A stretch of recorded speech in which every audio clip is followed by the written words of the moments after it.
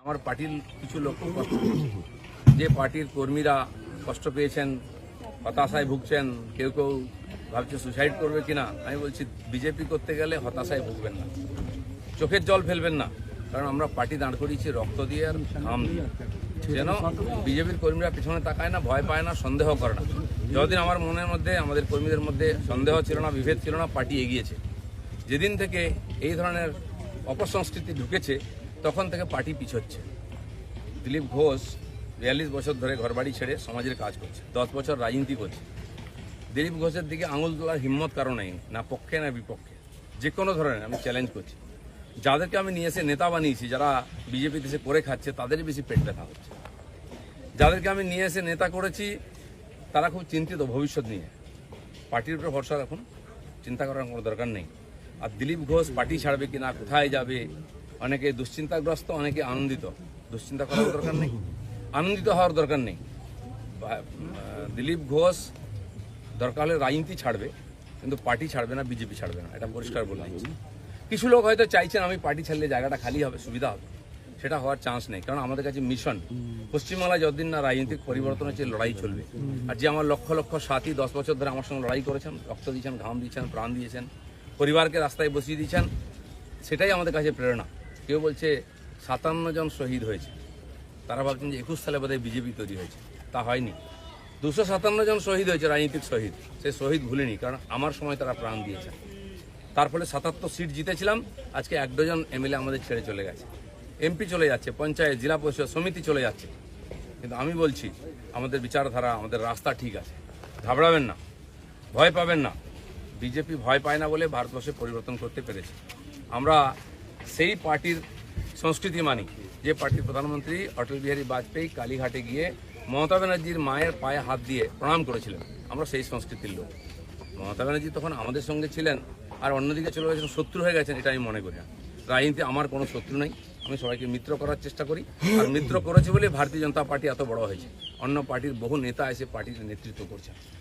তো সেই জন্য আমরা সেই সংস্কৃতির লোক, সেই পার্টির কর্মী যে পার্টির প্রধানমন্ত্রী অটল বিহারী বাজপেয়ী শান্তির বার্তা নিয়ে বাসে চড়ে লাহোরে গেছিলেন, শত্রুর দেশে গেছিলেন, ঘোষিত শত্রু পাকিস্তান। প্রধানমন্ত্রীর সঙ্গে আলাপ করেছিলেন।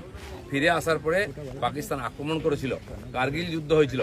অটল বিহারীর হাত কাঁপেনি, মিরাজ পাঠিয়ে দিয়ে, সেনা পাঠিয়ে দিয়ে সমস্ত বাংকার গুঁড়িয়ে দিয়েছিলেন। আমরা সেই সংস্কৃতি, এটা ভারতের সংস্কৃতি, এটা বিজেপি সংস্কৃতি। আমার প্রধানমন্ত্রী নরেন্দ্র মোদী, তিনি নওয়াজ শরীফের বাড়িতে বিয়েতে নেমন্ত্রণ রক্ষা করতে গেছিলেন, কোনো প্রোটোকল মানেননি, আশীর্বাদ করেছিলেন মেয়েকে। কিন্তু তারপরে পাঠানকোট হয়েছিল, পুলওয়ামা হয়েছিল, কিন্তু নরেন্দ্র মোদী সার্জিক্যাল স্ট্রাইক করতে, এয়ার স্ট্রাইক করতে পিছিয়ে যাননি, কারণ এটাই বিজেপি, এটাই ভারতীয় সংস্কৃতি। সেজন্য আমরা যেন আমাদের পরিচিতি না ভুলে যাই। আমার পাড়ায় বিয়ে হচ্ছে টিএমসি নেতার বাড়িতে, সে টিএমসি করে বলে তার বাড়িতে আমি বিয়েতে যাব না। এই ধরনের জঘন্য নিম্ন রুচির রাজনীতি দিলীপ ঘোষ করে না, করবেও না, এটা আমি ঘৃণা করি। আমার বাড়ির জামাই যদি অন্য পার্টি করে, সেই মেয়ের বাড়ি আমি যাব না, এই রাজনীতি দিলীপ ঘোষ করে না, করবে না। যারা করতে চাইছে এটাকে, বিজেপিকে এই অপসংস্কৃতি আনতে চাইছে, তারা বিজেপি জানে না, তারা বিজেপি জানে না, তারা দিলীপ ঘোষকে চেনে না, এর পিছনে কত ত্যাগ তপস্যা আছে জানে না। যারা 21 সালে এসছে, 20 সালে বিজেপিতে এসছে না, তারা বিজেপি বুঝতে পারবে না। কেউ কেউ RSS দেখাচ্ছে, কেউ কেউ হিন্দুত্ব বোঝাচ্ছে। দিলীপ ঘোষকে হিন্দুত্ব বোঝাবেন না। আমার কাটলে গায়ে হিন্দুর রক্ত বেরোবে, বিজেপির রক্ত বেরোবে, বাকিদের গায়ে কি রক্ত? কে বড় বড় কথা কারা বলছে? যারা মমতা ব্যানার্জি আঁচলের তলায় থেকে নেতা হয়েছে। আরো বড় বড় কথা বলছে, অনেকে চরিত্রের কথা বলছে, যারা কালীঘাটের উচ্ছিষ্ট খেয়ে জীবন কাটিয়েছে, আজকে বিজেপির উচ্ছিষ্ট খেয়ে বেঁচে আছে, তারা দিলীপ ঘোষকে ক্যারেক্টার সার্টিফিকেট দিচ্ছে।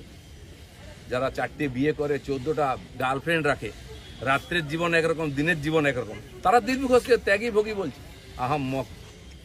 রাস্তায় দাঁড়িয়ে বলো লোকে কি বলবে। দিলীপ ঘোষ আজকেও রাস্তায় দাঁড়িয়ে আছে, কালো দাঁড়িয়েছিল, আগামী দিনেও থাকবে। মানুষ জানে দিলীপ ঘোষ কি করেছে, দিলীপ ঘোষ কি। আমার মন আর মুখ এক। আমি পর্দার আড়ালে কথা বলি না, কোনো নেতার সঙ্গে বন্ধ ঘরে মিশি না, আমি সে যেই নেতা হোক। আমি চৌরাস্তায় দাঁড়িয়ে কথা বলি, ক্যামেরার সামনে কথা বলি। এটা দিলীপ ঘোষ। তাতে যদি কারো কষ্ট, আমার কিছু করার নেই। দিলীপ ঘোষের মিশন ঠিক আছে, দিলীপ ঘোষ পাল্টাবে না, নীতি পাল্টাবে না। দিলীপ ঘোষ বাংলায় পাল্টাতে এসছে, অর্ধেকটা হয়ে গেছে। যারা কোনোদিন পার্টির জন্য কন্ট্রিবিউশন করেননি, তারা বুঝবেন না বিজেপি কি, দিলীপ ঘোষ কি। সেই জন্য কষ্ট পাওয়ার কোনো কারণ নেই। দিলীপ ঘোষ আছে, দিলীপ ঘোষ থাকবে যতদিন পার্টির প্রয়োজন হবে।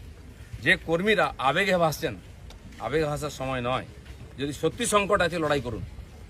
আর বিজেপির কর্মীদের উপর আক্রমণ, হিন্দুর উপর আক্রমণ ভারতবর্ষে প্রথমবার হয়েছে। আজ যারা বড় বড় কথা বলছেন তারা হিন্দুর জন্য কতটা লড়াই করেছে, কি ত্যাগ করেছেন? 4 পয়সার ত্যাগ নেই। বিজেপিতে কামাতে এসছেন, কামানো কমে যাচ্ছে। আমি দোকান সাজিয়ে দিয়েছিলাম 77টা এমএলএ দিয়ে, 1 ডজন এমএলএ আজকে নাই কেন? এমপি কোথায় গেল? জেলা পরিষদ সমিতির প্রধান চলে যাচ্ছে কেন? জবাব কে দেবে? 21-এর পর থেকে বিজেপির নাম ছিল। 19 সালে বিজেপি 41% ভোট পেয়েছিল এবং আজ অনেক নেতা আমাদের পার্টিতে তার বিরুদ্ধে লড়াই করে আমরা পার্টিকে বাড়িয়েছিলাম। অনেকে প্রশ্ন করছেন 41% ভোট আর 121টা বিধানসভায় আমরা লিড নিয়েছিলাম। 5 বছর পরে 24 সালের ইলেকশনে সেই ভোট 39% নেমেছে আর 91টা বিধানসভায় আমরা লিড পেয়েছি। পার্টি এগোচ্ছে না পিছোচ্ছে? আমরা জিততে ভুলে গেছি 21 সালের পরে। প্রশ্ন করুন, পাবলিক প্রশ্ন করছে। দিলীপ ঘোষের এটাই প্রশ্ন আছে। যারা আমাকে প্রশ্ন করছেন আমি তাদের দিকে প্রশ্ন করছি। আপনারা তো নীতি শেখাচ্ছেন, রাজনীতি শেখাচ্ছেন, হিন্দুত্ব শেখাচ্ছেন, কি দিয়েছেন সমাজ? কেন পার্টি নেমে গেছে? 250 লোকের প্রাণের বিনিময়ে যে পার্টি দাঁড় করিয়েছিলাম সে পার্টি কোথায় আজকে? কেন হারছি আমরা? কেন লোকে চিৎকার করছে? আর এই দালালরা যেদিন থেকে পার্টিতে এসছে বিজেপির গন্ধও চলে গেছে, বিজেপির স্বাদও চলে গেছে। লোক বিজেপির ভরসা করতে পারছে না। তাই ভরসা ফিরিয়ে আনার জন্য লড়াই করুন, নাটক করবেন না।